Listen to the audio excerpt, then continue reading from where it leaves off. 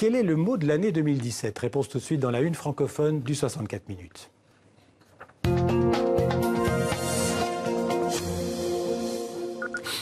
Et Roland Quérol est avec nous. Bonsoir Roland Quérol. Bonsoir. Alors, on vous connaît en France d'abord comme politologue. Vous avez notamment dirigé l'Institut de sondage CSA il y a quelques années, mais vous êtes aussi un amoureux des mots et vous êtes le président du jury qui a choisi le mot de l'année. Alors, je sais qu'il y a deux mots de l'année, mais vous allez d'abord me dire quel est le mot qui a été choisi par votre jury.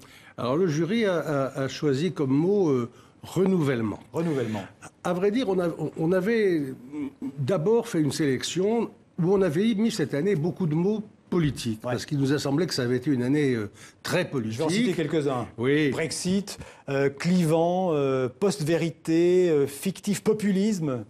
Oui. Alors, nos discussions ont beaucoup tourné autour de soit des choses un peu graves ou dangereuses qui s'étaient produites, colère, populisme, Brexit. Alors le mot du jury, c'est renouvellement. Et alors il y a renouvellement. Voilà. Et oui. les internautes ont choisi. Et les internautes ont choisi renouveau. Ouais. Alors nous, on a hésité in fine, en finale, entre renouveau et renouvellement. On s'est dit que le renouveau, d'abord, ça avait un petit parfum un peu ancien, gaulliste. Bon. Et puis que le renouvellement, il était réel dans la vie politique française, mais aussi américaine, britannique, etc. Renouvellement des idées, des visages, des pratiques politiques, si tout va bien, mais que ça méritait peut-être pas encore d'être considéré comme un renouveau, quelque chose de plus moral, plus esthétique. Donc on s'est dit renouvellement, c'est le mot le plus juste. Alors c'est deux mots pratiquement mais semblables, ça renvoie à la même chose, au même champ sémantique. On peut dire que le renouveau, le renouvellement, c'est à la fois un constat de la politique et en même temps une nécessité probablement. Absolument. Là, je m'adresse aux politologues. Je crois que c'est tout à fait ressenti comme une nécessité.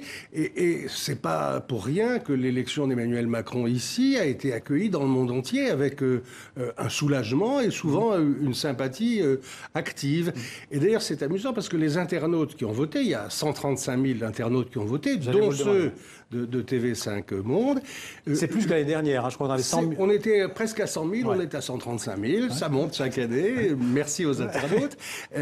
Ils avaient plutôt choisi Brexit ou populisme jusque 2-3 jours avant parce qu'on pensait l'élection d'Emmanuel Macron. Brexit, et on pensait que ça serait ça. Et puis sans doute c'est l'élection de Macron qui ils se sont dit après tout, il vaut mieux avoir le mot le plus optimiste politiquement de la période, et ils ont choisi renouveau. Nous, renouvellement, on est donc sur le même axe. Alors, vous savez quels sont les internautes qui ont participé à ce sondage? Eh bien, non, on ne sait pas, c'est le principe. Hein. Ils répondent à travers TV5 Monde, ou en France, France Info, ou le journal 24 heures, les partenaires médias, et ce sont grâce à vos sites que les internautes ont pu voter. Deux petites questions encore. Qui avait choisi les mots proposés? Alors, c'est moi qui ai eu cette lourde responsabilité comme président du jury. J'ai regardé les éphémérides de tous ces derniers mois, les mots les plus utilisés dans les réseaux sociaux ou par les journalistes pour parler de l'actualité. Et après en avoir pris beaucoup, on en avait sélectionné 11 sur lesquels on en choisit. Et alors, vous étiez le président du jury, mais qui faisait partie de votre jury?